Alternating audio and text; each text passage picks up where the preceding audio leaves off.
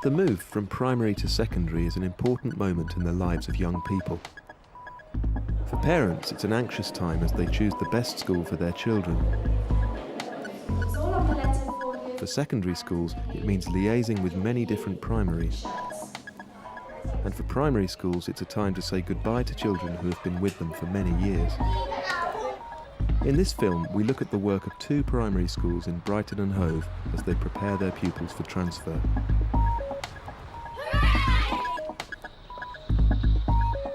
My name's Jo.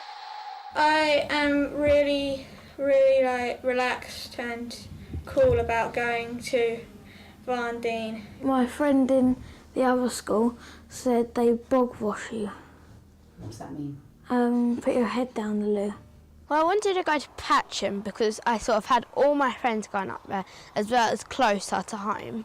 It's a major milestone for children, and they approach it with very mixed emotions.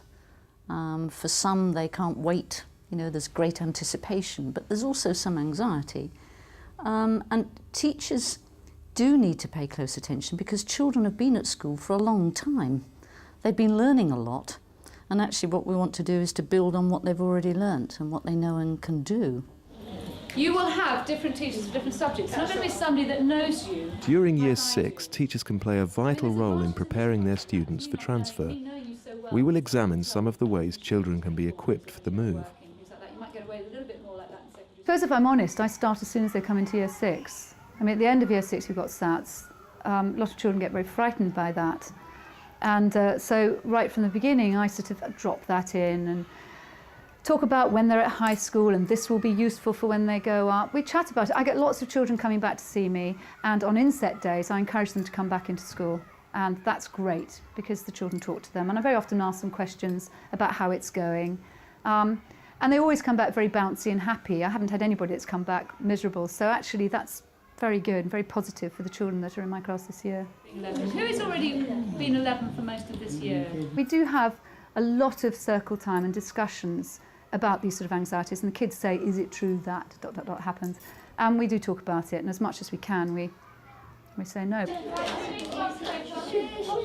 For primary children, actually part of the excitement of going to secondary school is that it's different, and they're going to have access to different facilities. But most primary schools know their children very well, and of course they've been there a long time, and they tend to have one class teacher per class. I mean, obviously there's group work, and they meet other teachers, but they do tend to have in any one year someone who knows them really well. At Hangleton Junior, they have identified a group of children who may find transfer difficult. Now, slightly different this week. There's 6 in the group, so it's a nice small group, and these are children who we think would be particularly vulnerable for various different reasons. A couple of them, you feel, they're very small and are quite sort of immature in their attitude, and they could quite easily be bullied or easily led. They've all got something about them that makes them quite vulnerable.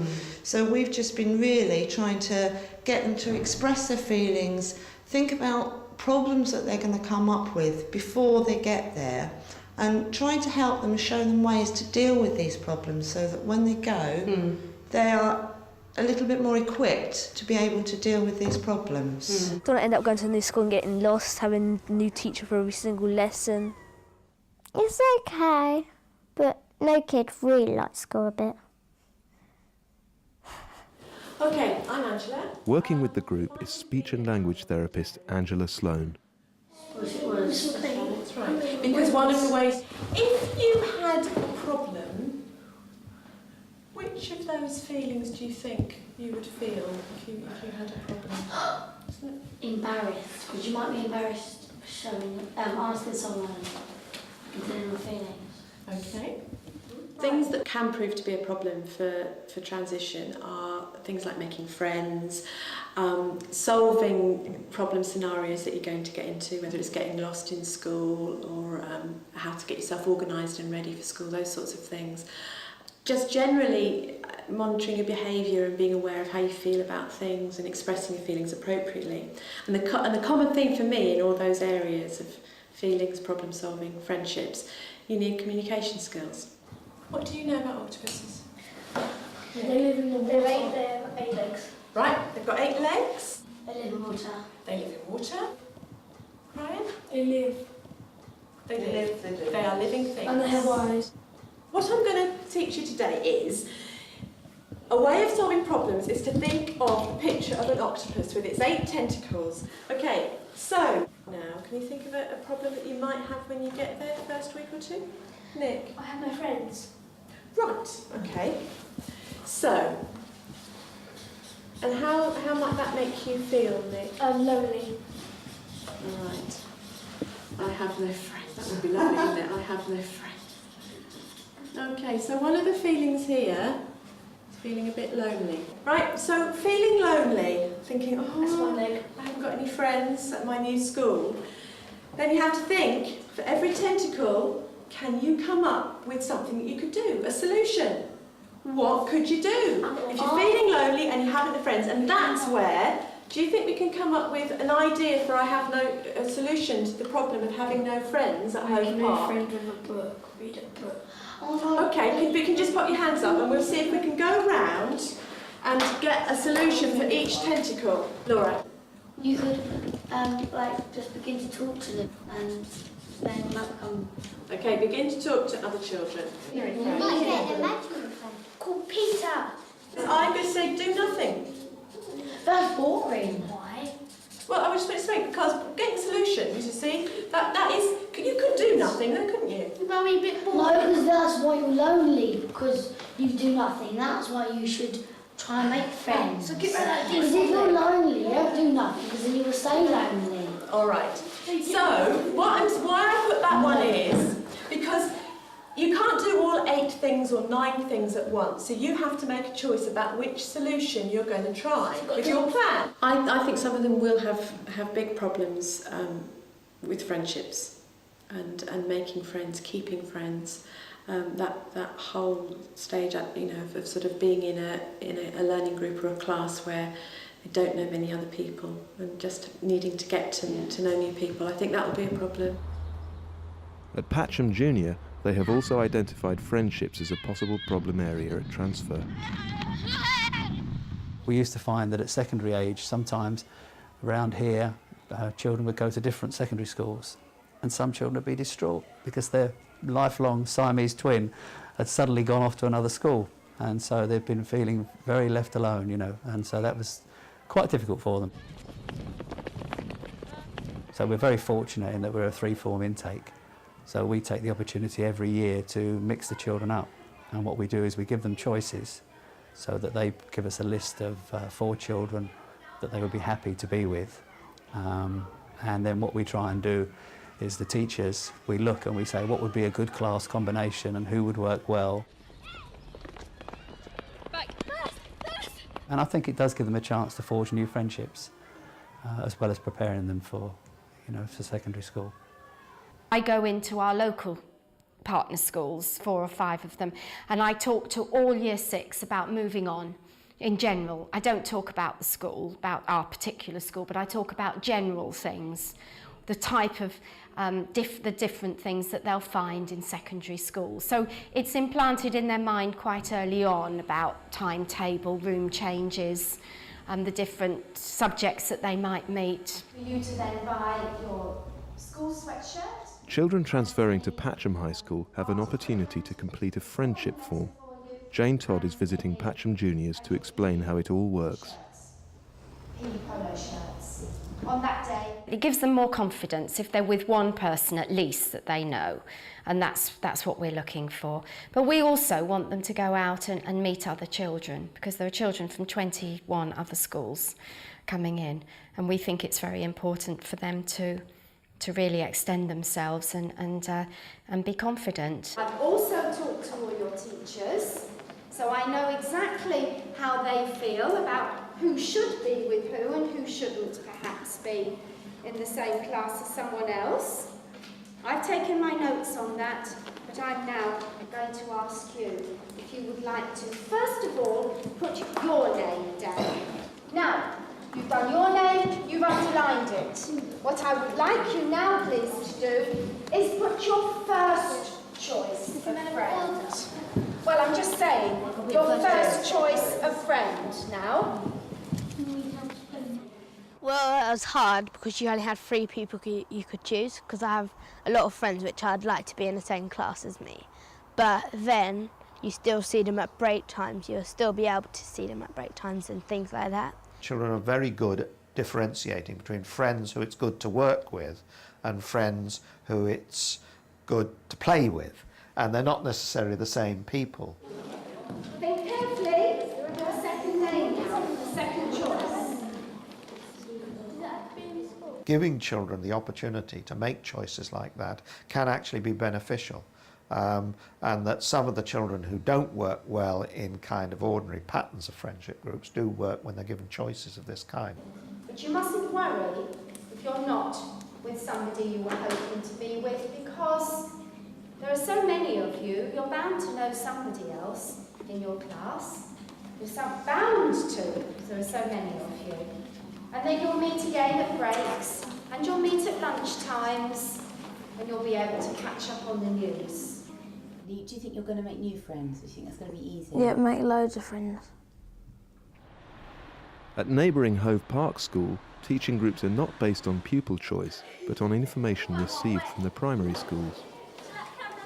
The information we get from primary schools is really essential in terms of how we group students in the first instance, because we have a list of names, boys and girls, and schools that they come from. But on top of that, we have their SEN needs, we have their levels, and we use all of that information from their class teachers in compiling groups, because we believe in mixed ability teaching in many of our subject areas, and so we try and create teaching groups which are balanced in terms of ability. No, I can understand the lack of friendship forms, because I don't think that is such a good idea. As Blatchmill gave them out in May time, and come July, lots of people have broken up friends or made new friends or whatever by that stage anyway. Especially girls. It takes a long time to actually get a good friendship, because like the friends I've gone up with, I've known now for, well, some of them I've known since I was in play school. But I wanted just a friend, just for those first few weeks of when it's really difficult settling in, to have somebody that he knows quite well with him. I was a bit concerned because I thought, well, I don't want to start having to ask for Jade to be with one of her friends, but as it's turned out, it sounds like someone's had some input in it, because like she's with two other good friends of hers. So I'm really pleased. I knew that my 2 best friends were going to be in my class already, but nobody else. The move to secondary can be a worrying time for parents. At Hove Park School, they hope meeting the teachers during the summer term will help. I think parents do get very anxious. And, of course, if children don't get their first place, that is a very, very difficult situation to manage, both for the parents, for the child, for the primary school. So I think it needs to be a collaborative partnership, I think, between the primary school and the parents in supporting that moving process, because for them it's as stressful, if not more stressful, than for their own children. Good evening, everybody. It's lovely to have you here tonight, and I'm sure that you're full of questions. Secondary schools in Brighton and Hove don't select their students. We have an open access policy, and parental choice is what determines where students go. Just looking at the tables and things that parents tend to do, the league tables and results and things. Other schools that were on the list did a bit better, so that was a bit of a concern. And also an annoyance that because we live in this area, we weren't entitled to go to Vondine or Stringer. It is a difficult time. I think parents, if guided well, the process has to start fairly early. But the important thing is to try not to wind their children up in the process. There wasn't really an awful lot of choice, because they moved the boundary line so far down that children from the top of Hangleton could not get in anymore at all. If he really would have wanted to go to Blatchmill, then I would have gone to appeal if necessary. But he actually preferred Hove Park. Sometimes it can be more traumatic for parents than it can be for the students. And the students often, within 2 weeks of arriving in the school, totally settled, they know their way around the building, they know the lessons, the teachers, and they can move about with great independence. clearly if parents are anxious, then that feeds very quickly into the young people that we're working with and will slow their learning and slow their development within our school. Concerns for anxious and reluctant parents have motivated Jane Todd and her colleagues to arrange a meeting for parents at a local pub. They hope the neutral venue will encourage them to voice their worries. And so she's, worried about making friends, going to secondary school. And the other thing that she was really concerned about, she was worried she wouldn't have the correct school uniform to go in with on the first day. I think just having lots of different teachers for all the different subjects, I'm just happy looking how she was going to cope with that, really. That's Maria's son, Kevin, has special educational needs. She has particular concerns about how he will cope with the move. Really just to find out as much as I could about what happens when they move from junior school to high school, because it's a big move and I know my son's very worried and I'm very worried, so that was the main reason I came. As long as he's happy, that's all I'm worried about, because it's such a big change. It's a huge change for them and for us, really, as parents. So I just hope he's happy and he settles in and makes some new friends, because although a lot of his friends are going as well, his two closest friends have both gone to different schools, so he's not got those with him, which he's had all through his life, really, at school. See, there are going to be particular groups. There are going to be groups of children who have various special needs, and it's essential that they're picked up before transfer and that the transfer is as smooth as possible and that those needs are, identified and met. How are you getting on? What have you written so far? Riding. Yes.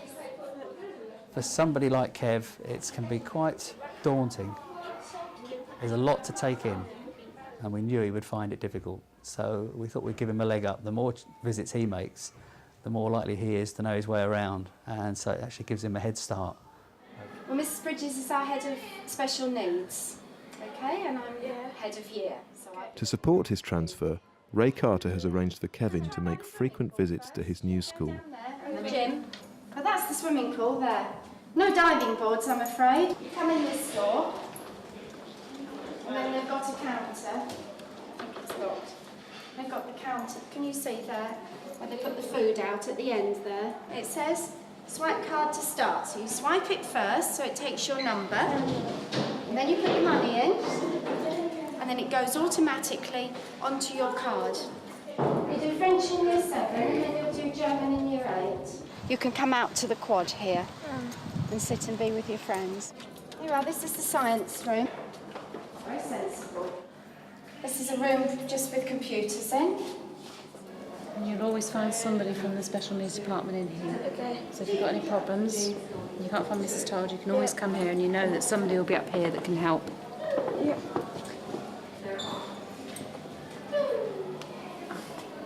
For a child like Kevin, he forgets things very easily. His sequencing skills are very poor, and so he will find it difficult to remember what he did the last time. So if we do that a few times, he will have recollection of the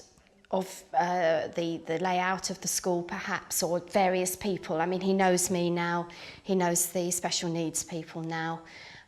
So I think that's been very valuable for him. I think it's repetition that's very important, particularly for Kevin, and that's why we've got him in quite regularly over the last few weeks, really. The support's been very good because they've given him more visits than the rest of the children. They've given him more opportunity to look around the school, get used to it, to meet some of his teachers, particularly his form tutor. And just generally to sort of help him fit in and look round. Patcham High School have arranged an event to support new parents of children with special needs. It's an opportunity to meet the SEN team and ask questions. Senkos from primary schools have also been invited to attend. We think it's nice for you to have some idea who we are, and also for you to be a little bit more familiar with how we work, because it is very different in secondary school to primary school. And the idea is to help the parents feel empowered to support their child and to understand the way we work, because we take from 20 different primary schools. All their special needs is worked in slightly different ways. And so if we say, look, this is before they even come, before they've got a moan, so this is how we're going to work, and this is how you need to work with us, and this is how we can do it together. His concern is homework, and mine as well. Our policy is changing that homework is set, but if for any reason your child can't do the homework or doesn't want to engage, you know, it's not worth it. So it's getting a balance. We're actually trying to empower the student to want to do it and it to be supported by you. You won't be in detention if it's not done. The child won't be, but if you can support and encourage, it's only going to be advantageous. My son has got special needs and he's here at the moment, and he's picked on a lot because of his special needs. Now my other son's coming up, he's obviously got it as well, and I'm a bit worried because he does tend to get in a lot of bullying things because of this. Yeah, I mean, I think, you know, nobody's saying that bullying doesn't happen. Bullying is a real issue, and we address each individual situation to the very best that we can. I would be lying to you, and I'm sure Rose would, if I said bullying doesn't happen at Patcham High School, and we ignore it. We address every issue. We have the issue of children falling out and having relationship difficulties and not being able to, for various reasons, to form stable relationships. And they need extra support, and for that we put in as much support as we possibly can, these writing groups and stuff like that. But also, it's about children feeling empowered to deal with the situation themselves, and for us all to work together to actually make the problem so it's not a problem. I think that's a big thing, which is why we want to work with parents and talk to them about what bullying is, and the difference. A fallout between children is not bullying. So there's a big educational thing that's got to go on about, or reminding parents of, which is where they're going back to these parenting workshops really, that it is an abnormal teenager who doesn't fall out with friends, who doesn't have relationship difficulties, and that it's about communicating concerns and anxieties. Schools in Brighton and Hove have developed a Moving On booklet. The children begin working on it in the last weeks of Year 6. Now try and think about us. You don't need to chat to your friends. Today, Patcham juniors are writing a letter about themselves to their new teachers. So, what are you going to say here? Try and give an honest opinion of yourself. I'm not into this negative stuff. Honest opinions, let's go for goodies. You want to make a very good first impression on them. So basically in your first paragraph, you're not saying, oh, I'm awful at this and I'm terrible at that. Because that's what they'll pick up on. You've got to think, I'm actually really good at this and I'm really good at that. The Moving On booklet will transfer with the children to their new schools, where the work will be continued. There's chunks for high school and chunks for primary school. I think if they're left more than sort of half a term, then they would be rejected, because, as she said, they're very easy access, but they are quite young. And I think they'd be far too cool to actually want to look at them after half term. But for those initial, you know, if they're perhaps the first breaking in lessons, they might be quite useful things. And a good introductory tool as well, because it's saying a lot about them. Yeah. Another page of your transition book for going to Patcham High. I am good at... Yeah. I've had him for 4 years, and, you know, obviously I'd like to see him well supported, which is what he needs, obviously. You're going to miss him? Dreadfully, yeah. Yeah, having had him for 4 years, we've built up, obviously, a good relationship, and we know our boundaries. We know we can talk about Coronation Street when we've done our work, and he's such a likeable boy that, yeah, I'll miss him a lot. Yeah. Being a teacher myself and getting notes up from the year before, that there isn't always time to give them as much, to look at them as much as you would like. And when you've got so many coming up from so many different places, I suspect, I have no idea, but I suspect that I actually have to find out these things for themselves. With people like Joe, I think it will be fine, because it will become apparent very quickly. With Kev, you know, he'll sort of slide back unless somebody's there actually on his case. It would be more difficult, perhaps. They're very proud to show their tutor his or her letter, which hopefully the tutor's read in the holidays, because that helps the tutor to get to know the students much better. When the Moving On booklets arrive with us, and they're all coming in now, I'm trying to sort them into tutor groups, the children will work from them in a registration time or in our citizenship time on a Wednesday. And they will then look at the pages which are allocated for the secondary school. One of the things that has been used more recently is what are called bridging units. Bridging units is work that you start in the last few weeks of the primary school, and then you continue it into the secondary school. So that there is a continuity of the things that you've done, and that avoids the kind of new start, as it were. 0.5 times 40.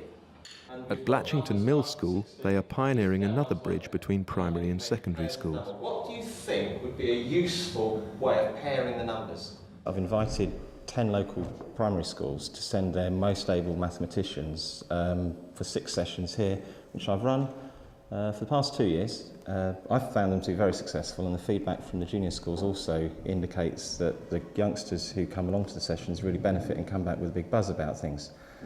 Meeting up with a large number of able students isn't something that they're used to doing, so getting themselves socially aware and having to communicate mathematically with very able students from other schools, I think, is something that benefits them.